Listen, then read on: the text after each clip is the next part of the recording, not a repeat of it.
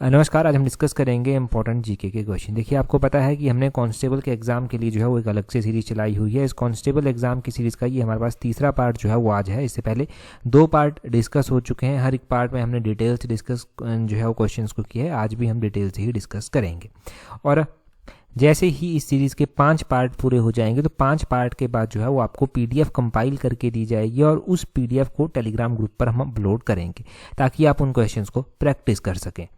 5 part की PDF जो है वो बेटर रहेगी कि हम एक 10 क्वेश्चन जो है वो पीडीएफ में डालें। उससे अच्छा बेटर है कि 50 क्वेश्चन एक साथ आपको दिए जाएं और जब 5 दिनों के बाद आप उसको प्रैक्टिस करेंगे तो आपकी प्रैक्टिस भी अच्छी खासी होगी। तो अभी क्वेश्चन नंबर 1 देखिए क्या बोला गया है। यहाँ पर बोलते हैं where is the Kerala seed multiplication farm located in Himachal Pradesh. तो बोलते हैं कि हिमाचल प्रदेश में अनाज बीज गुणन जो फार्म है वो कहाँ पर स्थित है। हिमाचल प्रदेश में जो सीड मल्टीप्लिकेशन फार्म है केरल सीड मल्टीप्लिकेशन फार्म वो कहाँ पर स्थित है। तो ये जो है वो कहाँ पर है, ये सैंज में स्थित है। ऑप्शन ए सही आंसर हो जाएगा। ये सैंज पड़ता कहाँ पर है, सैंज जो है वो कुल्लू में पड़ता है। कई बार सिंपली क्वेश्चन पूछ लेता है कि सैंज वैली कहाँ पर आती है, तो वो कुल्लू में आती है। ऐसे ही इंपॉर्टेंट क्वेश्चन बनेंगे कि केरल सीड मल्टीप्लिकेशन फार्म जो है सैंज में स्थित है। इसको मेंटेन किसके द्वारा किया जाता है, तो इसको नेशनल सीड कॉर्पोरेशन के द्वारा जो है वो मेंटेन किया जाता है। ये भी ध्यान रखना है कि नेशनल सीड कॉर्पोरेशन इसको मेंटेन करता है। वेजिटेबल रिसर्च स्टेशन जो है वो कहाँ पर स्थित है, वेजिटेबल रिसर्च स्टेशन जो है वो कटराई में स्थित है। और कटराई में ये जो वेजिटेबल रिसर्च स्टेशन स्थित है इसको मेंटेन कौन करता है, इसको मेंटेन करता है इंडियन एग्रीकल्चर रिसर्च इंस्टीट्यूट। ये भी पता होना चाहिए। और पोटैटो डेवलपमेंट स्टेशन भी जो है वो एक है डिस्ट्रिक्ट कुल्लू में। ये जो है वो हामटा में स्थित है और कुनाह में स्थित है। हामटा कुनाह जो है वो मनाली के समीप जो है वो पड़ता है। तो ये 3 इंपॉर्टेंट आपने ऐसे स्टेशन या फिर फार्म आपने ध्यान रखने हैं जो अलग अलग स्थान पर हैं और ये सारे के सारे हम कुल्लू डिस्ट्रिक्ट के जो है वो डिस्कस कर रहे हैं। अगर पोटैटो डेवलपमेंट स्टेशन की हम बात करते हैं तो ये हामटा में स्थित है। चलो सही बात है। परंतु हमारे पास जो है वो सेंट्रल पोटैटो रिसर्च इंस्टीट्यूट भी है जो कि कुफरी में स्थित है। कई बार कुफरी ना ऑप्शन में देकर जो है वो क्या ऑप्शन में दिया जाता है, कई बार कुफरी ऑप्शन में नहीं देते हैं, कई बार जो है वो बेमलोई ऑप्शन में दे देते हैं। तो बेमलोई ध्यान रखना है। अगर कुफरी ऑप्शन में नहीं हुआ, बेमलोई भी शिमला में ही जो है वो पड़ता है जहाँ पर ये पोटैटो जो सेंट्रल पोटैटो रिसर्च इंस्टीट्यूट है वो स्थित है। जब पोटैटो के संदर्भ में बात हो ही रही है तो Himachal Pradesh state seed certification agency भी जो था वो बनाई गई।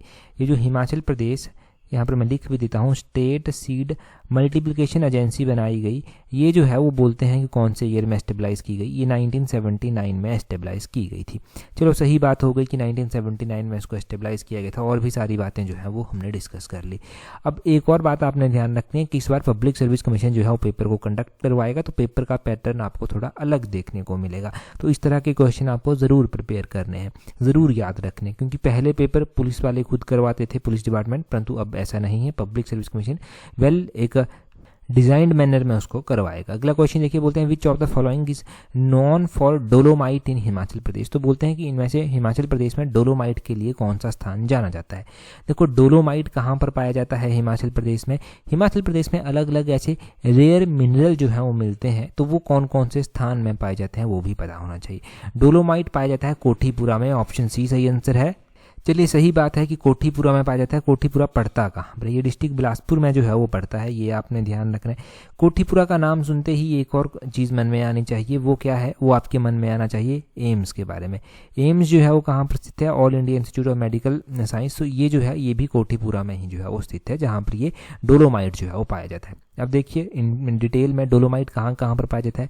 डोलोमाइट एक तो कोठीपुरा में पाया जाता है, एक पंजौता में पाया जाता है, ये बिलासपुर के ब्लॉक हैं, और नालागढ़ में पाया जाता है, नालागढ़ डिस्ट्रिक्ट सोलन में पड़ता है। वैसे ही जिप्सम भी हमें देखने को मिलता है। जिप्सम का क्वेश्चन तो शायद अलाइड सर्विसेज में भी पूछा गया था। जिप्सम हिमाचल प्रदेश में राजबन में देखने को मिलता है, भारती में देखने को मिलता है, कोरगा में देखने को जो है वो मिलता है। ये डिस्ट्रिक्ट सिरमौर के जो है वो पार्ट है, डिस्ट्रिक्ट सिरमौर में जो है ये पड़ते हैं। जब भी जिप्सम की बात हो रही है तो आपने ध्यान रखना है कि जिप्सम का जो फार्मूला है, केमिकल फार्मूला, वो क्या है। इसको जो है कैल्शियम सल्फेट डाइहाइड्रेट भी कहते हैं।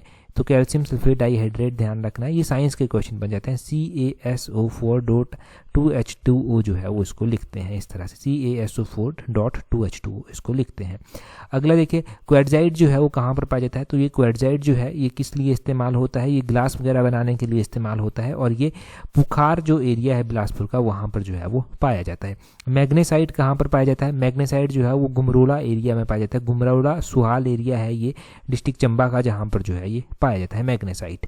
तो ये अलग अलग मिनरल आपने ध्यान रखना है, ये मिनरल हो गए जो अलग अलग स्थान पर जो है वो पाए जाते हैं हिमाचल प्रदेश में। मिनरल्स तो बहुत ज़्यादा हैं हमारे पास याद करने को, हमने इंपॉर्टेंट वन जो है वो जान लिए। अब जैसे कि हमारे पास हिमाचल प्रदेश में मिनरल्स की बात हो ही रही है, तो हमारे पास सीमेंट फैक्ट्रीज भी स्थित है।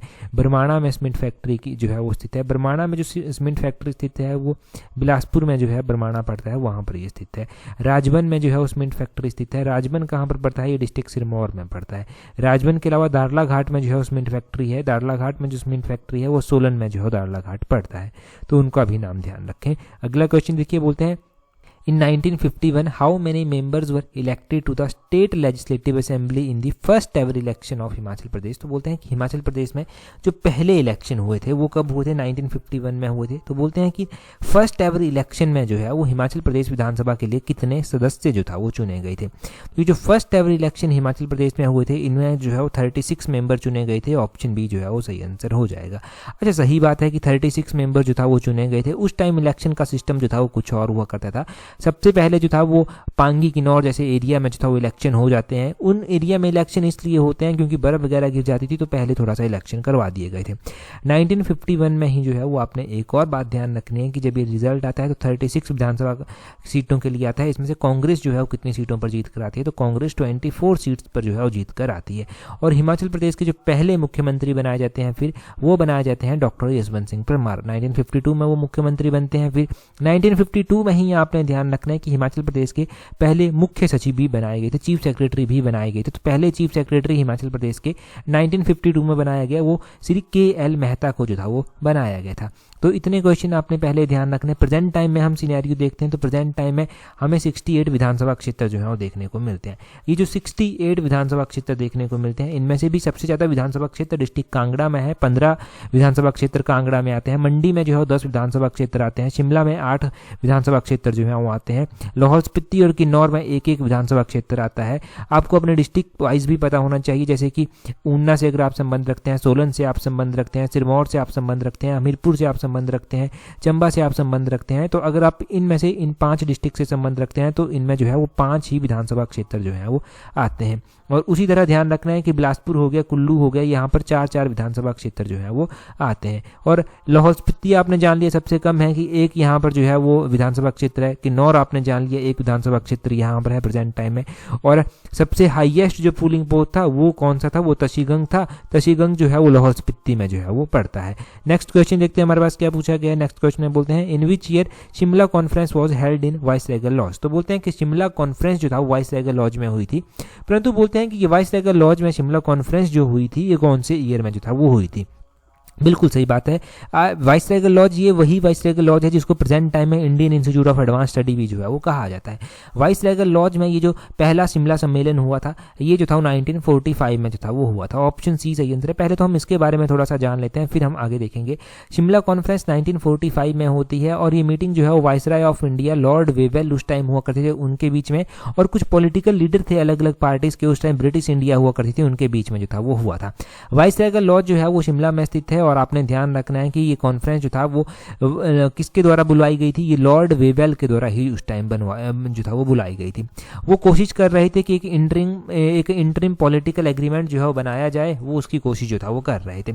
अब वाइसरेगल लॉज की जब बात हुई ही है यहाँ पर तो हम उसके बारे में, वाइसरेगल लॉज के बारे में कुछ इंपॉर्टेंट फैक्ट जो है वो जान लेते हैं जो एग्जाम पॉइंट ऑफ व्यू से इंपॉर्टेंट है। पहला, इसको डिजाइन किसके द्वारा किया गया था? तो इसको डिजाइन करने वाले जो आर्किटेक्ट थे उनका नाम था हेनरी इरविन। यहाँ पर मैं लिख देता हूँ, हेनरी इरविन जो था वो थे, उनका नाम ध्यान रखना है। ये बनाया कब से लेकर कब तक गया था? तो ये 1884 में इसका काम शुरू हो गया था, 1888 तक कंप्लीट हो गया था। उस टाइम लॉर्ड डफरिन जो था वो वाइसराय हुआ करते थे। लॉर्ड डफरिन के कार्यकाल की ये बात है जब ये जो था वो बना था। और आपने ध्यान रखना है कि शिमला कॉन्फ्रेंस यहाँ पर होती है। इसको जो है वो राष्ट्रपति निवास के रूप में भी इस्तेमाल किया गया, फिर राष्ट्रपति निवास वहाँ से ट्रांसफर हो जाता है, ये Indian institute of advance study जो है वो बन जाता है। अभी हमें ये Indian institute of advance study के रूप रूप में काम करता हुआ दिखता है। तो क्वेश्चन ये पूछते हैं कि Indian institute of advance study Shimla में कहाँ पर स्थित है। शिमला के चौड़ा मैदान के समीप जो है ये स्थित है। कई बार समरील ऑप्शन में होता है, चौड़ा मैदान समरील के समीप ही स्थित है, वैसे चौड़ा मैदान के समीप एग्जैक्टली लोकेशन इसकी है। अगला क्वेश्चन देखिए, बोलते हैं who was the first chief commissioner of Bilaspur part C state. वैसे तो हम पढ़ते हैं कि हिमाचल प्रदेश के पहले चीफ कमिश्नर जो था वो कौन बने थे। आपको आइडिया लग जाएगा क्योंकि ये क्वेश्चन हमने बिलासपुर वाला पहले पढ़ रखा है। वैसे तो जब भी हम हिमाचल के कॉन्टेक्स्ट में बात करते हैं कि पहले चीफ कमिश्नर कौन थे, तो हम श्री NC मेहता का नाम जो है वो पढ़ते हैं। NC मेहता जो था वो हिमाचल प्रदेश के पहले चीफ कमिश्नर थे। परंतु बिलासपुर की जब भी बात की जाए तो बिलासपुर 15 अप्रैल 1948 को हिमाचल प्रदेश में नहीं मिला था और इसके जो चीफ कमिश्नर बनाए गए थे वो इसके अंतिम शासक जो आनंद चंद थे उनको ही इसका चीफ कमिश्नर बनाया गया था। ऑप्शन सी जो है वो सही आंसर हो जाएगा। अच्छा, आनंद चंद जो था वो बिलासपुर के पहले चीफ कमिश्नर जो था वो बनाए गए थे। तो बिल्कुल सही बात है, ये कॉन्सेप्ट आपका क्लियर हो गया। बिलासपुर के बारे में जानते हैं। बिलासपुर को पहले कहलूर के नाम से भी जो था वो जानते थे। कहलूर रियासत ये हुआ करती थी। इसकी कैपिटल सुनहानी में भी हुआ करती थी। सुनहानी से कैपिटल को शिफ्ट किया गया और बिलासपुर ब्यासपुर को जो था वो कैपिटल बनाया गया। ये कहानी है 1654 की। 1654 में राजा दीपचंद हुआ करते थे जिनके द्वारा ये काम किया गया था।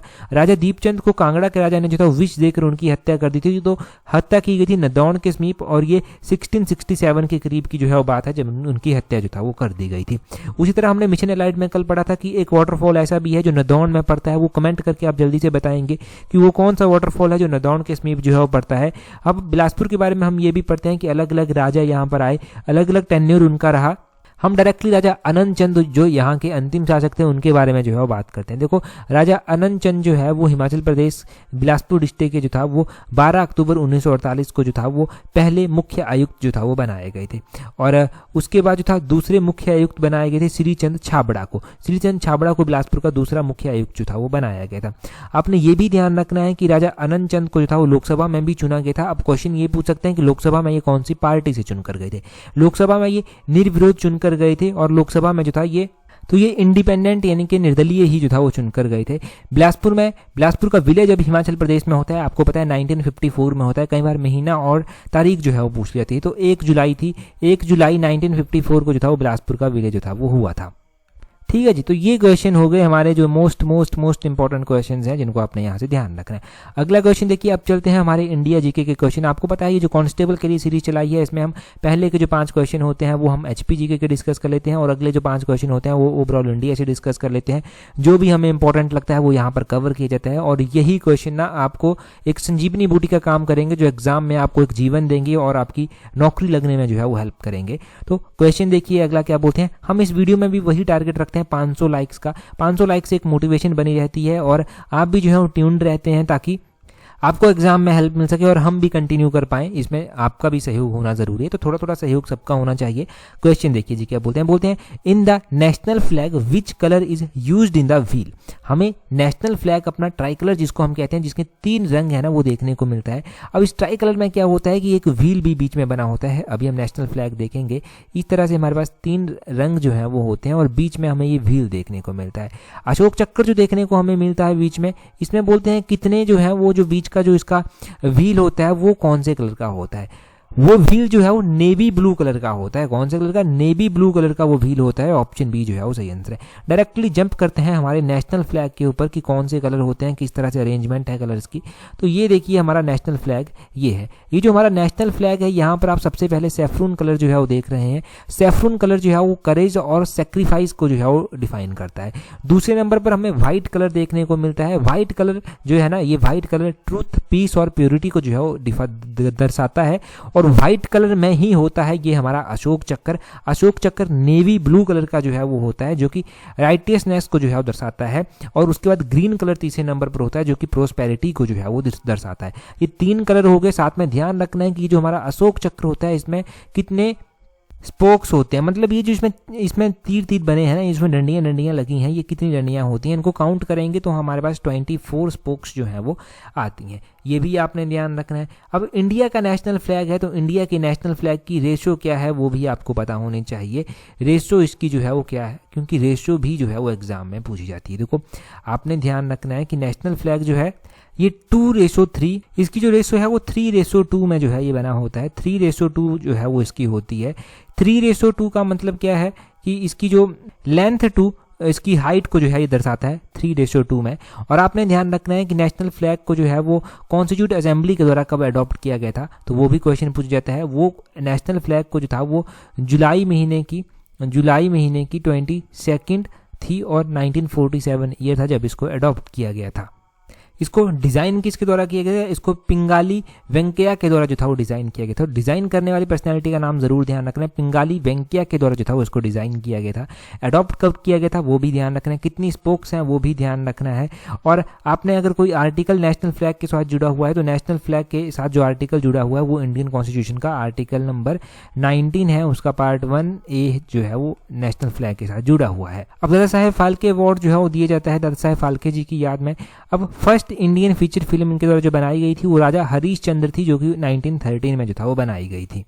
दादा साहेब फाल्के अवार्ड को इंट्रोड्यूस कौन से ईयर में किया गया था? इसको जो था वो 1969 में जो था वो इंट्रोड्यूस किया गया था। ये भी ध्यान रखना है कि इसको इंट्रोड्यूस कब किया गया, 1969 में इसको इंट्रोड्यूस किया गया। और अभी के टाइम में अगर आपको कोई करंट अफेयर से क्वेश्चन ध्यान रखना है, वो क्या क्वेश्चन ध्यान रखना है? अभी के टाइम में आपको ध्यान रखना है कि अभी दादा साहेब फाल्के अवार्ड दिया गया है, तो ये जो दादा साहेब फाल्के अवार्ड अभी दिया गया है वो मिथुन चक्रवर्ती को दिया गया है। मिथुन चक्रवर्ती की फिल्में आपने देखी होंगी, ये एक्टर हैं मिथुन चक्रवर्ती, तो इनको जो है ये दिया गया है मिथुन चक्रवर्ती को। तो इनको जो ईयर है वो कौन से ईयर के लिए दिया गया है? 2022 जो ईयर है ना वो उस ईयर के लिए जो है वो इनको दिया गया है। ठीक है जी, मिथुन चक्रवर्ती को कौन से ईयर के लिए दिया गया है वो भी पता होना चाहिए। 2022 के लिए इनको ये दिया गया है। इससे पहले 2021 के लिए ये अवार्ड दिया गया था, तब भी हमने पढ़ा था 2021 के लिए वाहिदा रहमान को जो था वो दिया गया था। वाहिदा रहमान को जो था ये अवार्ड जो था वो दिया गया था, ये आपने ध्यान रखना है। और उससे पहले 2020 के लिए दिया गया था आशा पारेख को जो था ये अवार्ड दिया गया था। 2019 में ये रजनीकांत को दिया गया था। उससे पहले 2018 में ये अमिताभ बच्चन को जो था वो दिया गया था। इस बार 2022 में जो 2000 इनके दिया तो 2024 में दिया गया है अवार्ड, परंतु ये अवार्ड है 2022 का, तो ये 17वें नंबर का जो है वो दादा साहेब फाल्के अवार्ड है, जो कि मिथुन चक्रवर्ती को जो है वो मिला है। नेक्स्ट क्वेश्चन देखते हैं हमारे पास क्या पूछा गया है। नेक्स्ट क्वेश्चन भी काफी इंपॉर्टेंट है। दादा साहेब फाल्के अवार्ड काफी क्लियर हो गया यहाँ से, वो भी सीधा 1 नंबर का क्वेश्चन है इंपॉर्टेंट। बोलते हैं human development index was created by, तो ह्यूमन डेवलपमेंट इंडेक्स जो है वो किसके द्वारा क्रिएट किया गया था? ये भी एक मानव विकास सूचकांक जो है वो एक इंपॉर्टेंट इंडेक्स है। इसको अमर्त्य सेन और महमूद अल हक के द्वारा जो था वो डिजाइन किया गया था। तो अमर्त्य सेन और महमूद अल हक ऑप्शन सी जो है वो सही आंसर हो जाएगा। अच्छा, ये जो ह्यूमन डेवलपमेंट इंडेक्स है इसको रिलीज कौन करता है? तो इसको UNDP जो है वो रिलीज करता है, यूनाइटेड नेशन डेवलपमेंट प्रोग्राम जो है उसको रिलीज करता है। 2023-24 में जो था ये इंडेक्स जो था वो रिलीज किया गया। और आपने ध्यान रखना है कि ये इंडेक्स 2023-24 के लिए तो किया ही किया गया, किया कब से जा रहा है? तो 1990 से जो है ये इंडेक्स रिलीज किया जा रहा है। कब से? 1990 से जो है ये डेवलप किया जा रहा है। डेवलप करने में अमर्त्य सेन और पाकिस्तान के थे ये एक इकोनॉमिस्ट मोहम्मद अल हक, इनका जो है वो अहम योगदान जो था वो रहा था। अब हम रैंकिंग के बारे में जानते हैं। रैंकिंग जो है वो क्या रही, जो हम इंडिया की रैंकिंग की यहाँ पर बात करते हैं, और इसमें जो इंडिकेटर रखे जाते हैं वो क्या क्या रखे जाते हैं। तो पहले तो इंडिकेटर देख लीजिए। इंडिकेटर जो इसमें रखे जाते हैं वो लाइफ एक्सपेक्टेंसी एट बर्थ होता है, एक्सपेक्टेड ईयर ऑफ स्कूलिंग होता है कि कितने साल तक स्कूल है, मीन ईयर ऑफ स्कूलिंग होता है, ग्रॉस नेशनल इनकम या फिर पर कैपिटा इनकम जो है वो इसमें रखी जाती है। तो ये जो है वो इसमें इंडिकेटर जो है वो रखे जाते हैं। अब हम इंडिया के रैंक की यहाँ पर बात करते हैं। तो इंडिया का रैंक इसमें क्या रहा है? इंडिया का रैंक जो है वो इसमें 134th रैंक जो है वो रहा है। 134th रैंक रहा है, तो लगभग ये आपने मानना है कि इंडिया का रैंक है ये 134th। और जो टॉप की कंट्रीज आती हैं उसमें जो है वो स्विट्जरलैंड सबसे पहले नंबर पर है, नॉर्वे उसके बाद है, आइसलैंड जो है वो तीसरे नंबर पर आता है। तो स्विट्जरलैंड, नॉर्वे, आइसलैंड भी आपने टॉप की कंट्रियाँ जो है वो ध्यान रखनी। तो ये टॉप की कंट्रियाँ ध्यान रखनी, किसके द्वारा जारी किया जाता है? UNDP के द्वारा जारी किया जाता है। इसको डेवलप किसके द्वारा किया गया था वो ध्यान रखना है। ये सारे के सारे इंपॉर्टेंट क्वेश्चन बनते हैं। महमूद अल हक कौन सी कंट्री से थे? पाकिस्तान कंट्री से थे। ये NCERT के भी बेसिक क्वेश्चन है। कांस्टेबल में तो हेल्प करेंगे ही करेंगे, TGT जैसे एग्जाम में भी ये क्वेश्चन देखो बेसिक क्वेश्चंस हैं, इंपॉर्टेंट क्वेश्चंस हैं। एग्जाम पॉइंट ऑफ व्यू से जो है वो क्वेश्चन जो पूछे जा सकते हैं वो एक्सपेक्टेड क्वेश्चन है। तो ये हर एक एग्जाम में आपको जो है वो हेल्प करने वाले हैं। हम एक ही एग्जाम तो आप नहीं देंगे, और मैं फिर से कहूँगा कि कांस्टेबल का एग्जाम नहीं भरा है तो जल्दी से भर लीजिए, टाइम है अभी तक। अगला क्वेश्चन देखिए, बोलते हैं best indicator of economic development of any countries. तो किसी भी कंट्री का, किसी भी देश का जो आर्थिक विकास है वो कहाँ से पता चलता है? तो किसी भी देश का जो आर्थिक विकास है वो उसकी पर कैपिटा इनकम से जो है वो पता चल जाता है। अच्छा, पर कैपिटा इनकम से पता चल जाता है, चलो सही बात है कि पर कैपिटा इनकम से पता चल जाता है। अब हम बात करते हैं पर कैपिटा इनकम के बारे में ही। तो पर कैपिटा इनकम हमें हिमाचल की भी पता होनी चाहिए, हमें पता होनी चाहिए इंडिया की भी। तो ये दोनों ही पर कैपिटा इनकम जो है वो इम्पोर्टेंट है। पर कैपिटा इनकम जो इंडिया की है करंट प्राइसेस पर अगर हम बात करते हैं तो 2023-24 के लिए जो पर कैपिटा इनकम है इंडिया की वो है 1,85,854। ये है पर कैपिटा इनकम। और आपने दूसरी तरफ ध्यान रखना है कि 2023-24 के लिए मैंने पर कैपिटा इनकम आपको इंडिया की ये बताई है। और अगर हम बात करते हैं कि हिमाचल के कॉन्टेक्स्ट में पर कैपिटा इनकम जो है वो कितनी है, तो हिमाचल के कॉन्टेक्स्ट में भी आपने ध्यान रखना है कि 2,35,199 2,35,199 जो है वो हिमाचल प्रदेश की पर कैपिटा इनकम है।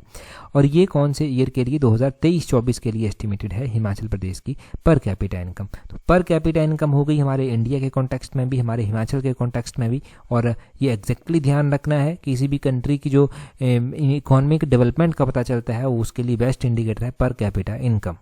चलिए जी नेक्स्ट क्वेश्चन की ओर चलते हैं। बोलते हैं father of Indian space program. तो इंडियन जो हमारा भारतीय अंतरिक्ष कार्यक्रम है उसके जो जनक हैं वो कौन है। तो इंडियन स्पेस प्रोग्राम हमारा इंपॉर्टेंट है। इंडियन स्पेस प्रोग्राम के जो हमारे जनक हैं वो विक्रम साराभाई हैं। विक्रम साराभाई इसके जनक हैं, ऑप्शन डी सही आंसर हो जाएगा। अच्छा, विक्रम साराभाई, चलो सही बात है कि इंडियन जो स्पेस प्रोग्राम है उसके जो है वो जनक है। हमारे पास इसरो हमें देखने को मिलता है। तो इसरो की स्थापना कब की गई थी, इसरो के फर्स्ट चेयरमैन कौन थे वो भी पता होना चाहिए।